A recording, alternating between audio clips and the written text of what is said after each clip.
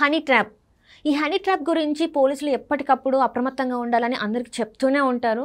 కానీ కొంతమంది మాత్రం చాలా నిర్లక్ష్యంగా ఉంటారు. ఆ నిర్లక్ష్యంలో ఉండడం ద్వారా ఏమంటే వాళ్ళ ప్రాణాలని కోల్పోతున్నారు.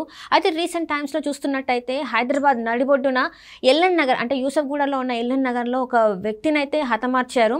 అసలు ఆ వ్యక్తి ఎవరు ఏంటి బయటకు వచ్చిన అంటే కొంత న్యూస్ ప్రకారం ఏంటంటే తన ఒక రియల్ ఎస్టేట్ వ్యాపారి అనేది తెలుస్తుంది. ఇంతకు ఆ వ్యక్తి ఎవరు, ఆయన హత్యకి గల కారణాలు ఏంటి, ఎంతమంది ఆయనని హత్య చేశారు, ఈ విషయాలన్నీ చెప్పడానికి మనతో పాటు ఉన్నారు ప్రముఖ సినీ క్రిటిక్ దాసరి విజ్ఞాన్ గారు. నమస్కారం. నమస్తే. ఈ హనీ ట్రాప్ ఎప్పటికప్పుడు పోలీసులు మనకి హెచ్చరిస్తూనే ఉంటారు, హనీ ట్రాప్లో పడొద్దు, అది ఇలాంటి కాల్స్ వచ్చినప్పుడు అవాయిడ్ చేయండి అని చెప్పేసి చెప్తూనే ఉంటారు.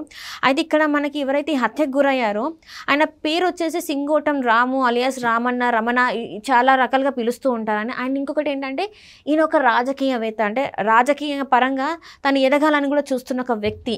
ఇలాంటి వ్యక్తి కూడా హనీ ట్రాప్లో పడ్డాడు అంటే జనాలు ఎంత అజ్ఞానంలో ఉన్నారు అనేది ఇదొక ఇన్స్టెంట్ లాగా తీసుకోవాల్సిన అవసరం ఉందని అనిపిస్తుంది. అసలు ఇంతకీ ఈయన విషయంలో ఏం జరిగి ఉంటుంది? సింగోటం రాము, ఈయనకి సింగోటం అని రాము అనే పేరు ఎందుకు వచ్చింది అంటే ఈయన అసలు పేరు పుట్ట రాము. మన బర్రెలకు కొల్లాపూర్ నియోజకవర్గం ఉందా, కొల్లాపూర్లో సింగోటం గ్రామానికి చెందిన అబ్బాయి అనమాట. ఆ సింగోటం రాము అని పిలిచేవారు. అండ్ ఇది నాగల్ కర్నూలు మన కొల్లాపూర్. ఇక్కడ రహమత్ నగర్లో ఉంటూ ఫస్ట్ కార్ డ్రైవర్గా పనిచేసాడు. ఆ తర్వాత మెల్లిమెల్లిగా రియల్ ఎస్టేట్ వ్యాపారం చేయడం, అంటే ఫ్లాట్లు అమ్మడం, కొనుగోలు చేయడం, అంటే వాళ్ళకి ఒక మీడియేటర్గా పనిచేస్తూ కొంచెం చిన్నగా ఎదిగాడు. అలా రియల్ ఎస్టేట్లో అటు మన వీళ్ళ ఊరి సైడ్ మహబూబ్ నగర్ సైడ్ కానీ నాగర్ కర్నూలు సైడ్ అటువైపు కొంచెం మంచి ల్యాండ్లు అమ్మిపించి, పైగా అక్కడోడే కాబట్టి వాళ్ళకు కూడా నమ్మకం, మంచిగా ఎదిగాడు. ఎదిగే క్రమంలో ఎవరైనా సరే ఇప్పుడు చిన్నగా ఎదిగి రియల్ ఎస్టేట్కి వచ్చి బాగా డబ్బులు సంపాదించి కొంచెం పలుకుబడి వచ్చింది అనుకుంటే వాళ్ళకి నెక్స్ట్ రాజకీయాలు కూడా ఇంట్రెస్ట్ ఉంటుంది. కొన్ని సేవా కార్యక్రమాలు కూడా చేస్తారు, రాజకీయాల్లో కూడా ఉంటుంది. బీజేపీలో చేరి కొంచెం ఎదగాలని అనుకున్నాడు, క్రమక్రమంగా ఎదుగుతున్నాడు అనమాట.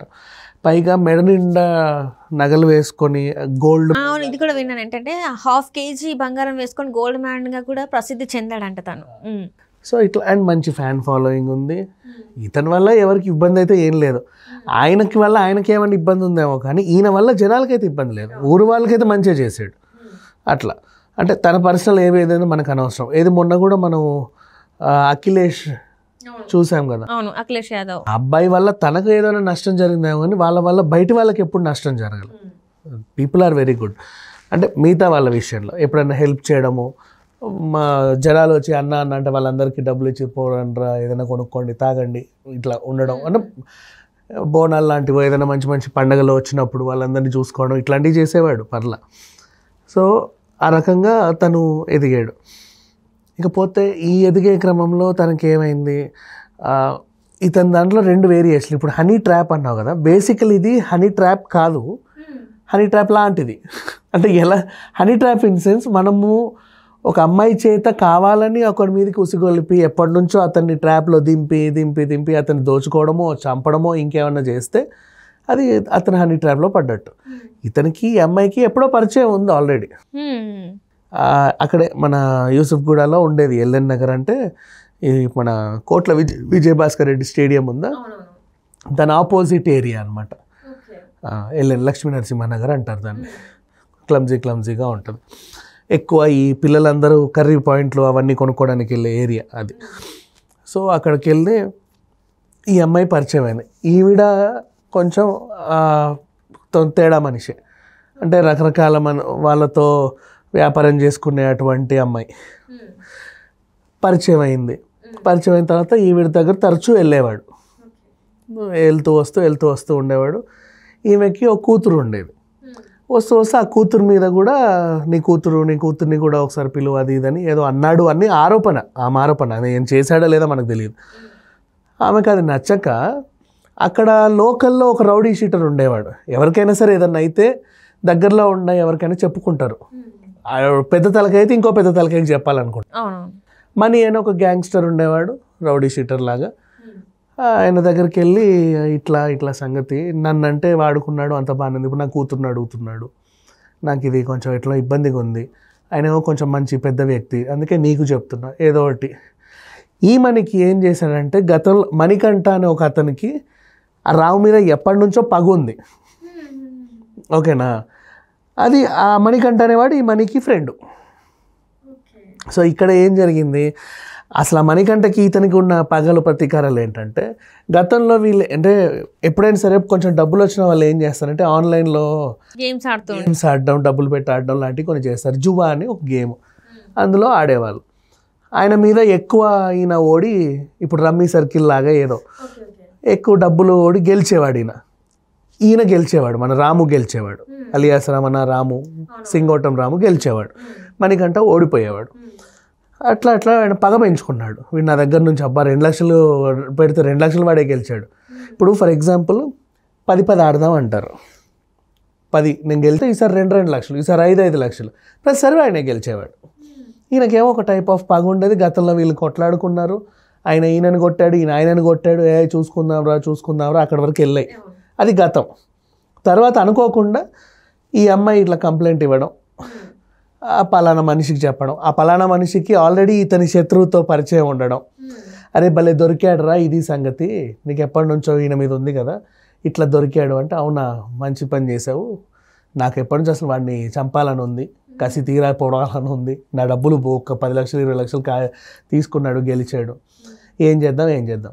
సరే ఇప్పుడు అమ్మాయి అయితే మనతో టచ్లో ఉంది కదా, ఉంది. ఇప్పుడు ఇది హనీ ట్రాప్ అయింది, ఆల్రెడీ పరిచయం ఉందిలే కానీ ఇప్పుడు హనీ ట్రాప్ అయింది. ఫోన్ చేసి రా నిన్ను కలవాలని ఉంది, ఏదో గతంలో ఏదో తిట్టుకున్నావు, మాట్లాడితే అనుకున్నావు, కానీ నాకు నువ్వంటే చాలా ఇష్టం, నీకు తెలియదా, నువ్వు కూడా చేసింది తప్పే కదా, ఇప్పుడు నేను ఏమనుకుంటావు, సరే నువ్వైతే రా మనం మాట్లాడదాం, నీకేం కావాలో చెప్పు నేను ఇస్తా, ఈ టైప్లో మాట్లాడేసరికి ఆయన కూడా సరే అని కరిగిపోయి ఓ మందు బాటిల్ పట్టుకొని వచ్చాడు ఆనందంగా. అప్పటికే వీళ్ళ గ్యాంగ్ అక్కడ మాట వేసింది. దాంట్లో ఒక ఆయన జిలానీ అనే మనిషి ఆల్రెడీ చాలా మర్డర్ కేసులలో ఉన్నాడు, జైలుకు కూడా వెళ్ళొచ్చాడు, పైగా మోస్ట్ వాంటెడ్ అంట పోలీస్ వాళ్ళకి. అట్లాంటి వాళ్ళు ఉన్నారు, కొంచెం అంటే కరుడు కట్టిన వాళ్ళే ఉన్నారు. ఆల్రెడీ వాళ్ళ మీద నేర చరిత్ర ఉంది, ఒక రికార్డ్ అయితే ఉంది వాళ్ళకి, అందుకే వాళ్ళకి ఇచ్చారు అంతే. సో ఈయన రావడం, అప్పటికే ఉన్న వాళ్ళు ఇక వెంటనే ఈయన మీద దాడి చేసి ఇష్టం ఉన్నట్టు పొడి చేసి, అక్కడ ఇది జరుగుతుంది అని తెలియకుండా, ఇప్పుడు పొడిచింది ఆరు బయటే, ఆ టైంలో అరుపులు కేకలు జనాలకి డిస్టర్బెన్స్ ఉండకుండా ఏం చేశారంటే, ఇంకో ఇద్దరు అక్కడ బాణసంచా కాల్చారు, టపాకాయలు పటపట పటపట పటపట పటపట కాలుస్తా ఉంటారు. అందరూ ఇట్లా చూస్తారు, ఇక్కడ వీడిని చంపేస్తున్నారు, అది తెలియదు. ఇష్టం ఉన్నట్టు పొడి చేసి ఎగిరి దునికేసి వెళ్ళిపోయారు. ఆ టపాకాయలు పేలడం ఆగిపోయింది, మనుషులందరూ చూస్తే ఇక్కడేమో శవం, రక్తపు మడుగులో. ఇట్లా ప్లాన్ చేశారు వీళ్ళు. ఇక్కడ ఎవరిది తప్పు అంటారు అంటే, ఇప్పుడు ఒక అమ్మాయి పిలిచిందని అంటే ఇట్లాంటి అక్రమ సంబంధాల వల్లనే వాళ్ళ జీవితాలని నాశనం చేసుకుంటున్నారు అనుకోవచ్చు. అంటే ఒక క్షణిక ఆవేశం, అంటే మన మీద మనకి కంట్రోల్ లేకపోవడం వల్లనే ఇట్లాంటివన్నీ జరుగుతున్నాయి అంటారా? ఇక్కడ ఇంకా మనిషి లేడు కాబట్టి మనం మాట్లాడకూడదు, కాకపోతే అట్లాంటి చోటుకి వెళ్ళడం ఆయన తప్పు కూడా. ఫస్ట్ ఆఫ్ ఆల్ సరే కొంచెం డబ్బు ఉంది ఏదో ఉంది, ఆయన దగ్గరికి వెళ్ళాడంట, నీ కూతుర్ని నాకు కావాలి అనేసి ఆయన అడిగినట్టుగా ఆమె ఆరోపిస్తుంది. అంటే మేబీ ఇప్పుడు హత్య చేసావు, ఎందుకు చేసావంటే అబద్ధం కూడా చెప్పొచ్చు కొంతమంది, లేదండి ఇట్లా చేయలేదు అందుకే నేను ఇట్లా చేయాల్సి వచ్చిందని. ఎందుకు అబద్ధం ఉండొచ్చు నిజం ఉండొచ్చు అని మనం మాట్లాడుకుంటున్నాం అంటే, ఇప్పుడు కొల్లాపూర్లో ఆయనకి ఘననివ్వాలి అంటే లైక్ బీజేపీ కార్యకర్తలు, కాంగ్రెస్ అంటే ఈ పార్టీ ఆ పార్టీ అని సంబంధం లేకుండా అందరూ వచ్చి మా రామన్న అని చెప్పి తీసుకెళ్తున్నారు. ప్రతి ఒక్కడు కూడా చెప్పడం ఏంటి, మాకు మంచిగా చేశాడు కానీ మాకు ఎప్పుడేం చేయాల అంటే, ఉంటే ₹1 పెట్టేవాడే తప్ప మాకేం చేయలేదు. ఆయనకైనా ఏమైనా నష్టం చేసుకున్నాడేమో కానీ జనాలకైతే ఆయన మంచిగా చేశాడు, ఎవరికి ఏం లేవు. అండ్ ఇంకోటి కూడా, ఇప్పుడు పగ ప్రతీకారం కూడా ఈ నెల ఆయన బెదిరించేది దోచుకోవాలా, ఆటలు ఆడుకున్నారు, ఆటలో భాగంగా ఆయన గెలిచాడే తప్పితే ఈయన వెళ్ళి రుబాబుకి వెళ్ళి నీ డబ్బులు నాకు ఇరా నేను చంపేస్తా అట్లేం చేయలేదు కదా. ఆడింది డబ్బు ఆట, అది జూదము, అది తప్పో రైటో పక్కన పెట్టేస్తే గెలుచుకున్నాడు అంతే. ఆ గెలవడం వల్ల పగలు ప్రతీకారాలు పెరిగాయి. ఇప్పుడు ఇక్కడ మనకు తెలియాల్సిన నీతి ఏంటంటే, ఎందుకు జూదం ఆడొద్దు జూదం తప్పు అని పోలీసులు అంటారంటే, ఇట్లాంటి పగలు ప్రతీకారాలు హత్యలకు దారి తీస్తాయి. నెక్స్ట్ ఆ వ్యభిచారం కూడా ఎందుకు తప్పు అంటే, నీ దగ్గరకు వస్తున్నాను కదా నాకు అది కావాలి ఇది కావాలని చెప్పి ఇంకా వేరే కోరికలు అడిగితే వాళ్ళకు కూడా ఏదో చెడుద్ది. అంటే ఈ వ్యసనాలకు అలవాటు పడితే ఏదో ఒక రోజు ఏదో క్రైమ్ జరుగుతుందని పోలీసులకు ముందే తెలుసు కాబట్టి, సమాజంలో అందరికి ముందే తెలుసు కాబట్టి ముందు నుంచే ఇది తప్పు తప్పు తప్పు అని చెప్తారు. ఇప్పుడు మనకి ఒక ఎగ్జాంపుల్ లాగా తెలిసింది. సో ఇప్పుడు ఎవరైతే హత్య చేశారో అందులో 8 మంది ఉన్నారని చెప్పేసి ఇంకా 5 ఫరారీలో ఉన్నారు, ఇంకా చాలా మంది ఉన్నారు వీళ్ళ గ్యాంగ్లో. 2 గ్యాంగులు ఏర్పడ్డాయి.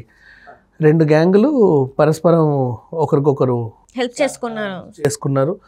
మరి దాంట్లో అసలు ఎవరికి సుపారీ ఇచ్చారు, ఎవరు ఏం చేశారు ఇక మనకి ఇంక అంతవరకు తెలియదు. కానీ అంత పకే ఏంటో ఇప్పుడు వీళ్ళు తెచ్చుకున్న కిరాయి రౌడీలకి డబ్బులు ఇచ్చే తెచ్చుకోవాలి. అంత లక్షలు పోసి మరి ఆయన్ని చంపించి అంత పగ అంత కక్ష ఎందుకుందనేది ఇంకా ఆయన విచారణలో తెలియాల్సి ఉంది. అంతే, మిగతా వాళ్ళు దొరికితే కానీ చెప్పలేరు. సో ఇట్లాంటిది ఒక లెసన్ లాగా తీసుకోవాలి మిగతా వాళ్ళు కూడా. అంటే మిగతా మనుషులు నార్మల్ ఇప్పుడు ఇతను ఒక పాలిటిక్స్లో ఇప్పుడు ఎన్నికలు అంటే ఏపీలో ఎన్నికలు ఉన్నాయి. సో నెక్స్ట్ ఇయర్కైనా ఏదో ఒకటి తన ఊరు నిజమా ఇతను నిలబడకపోయినా ఆ ఏరియాలో కొంచెం ఓట్లను ప్రభావితం చేసేంత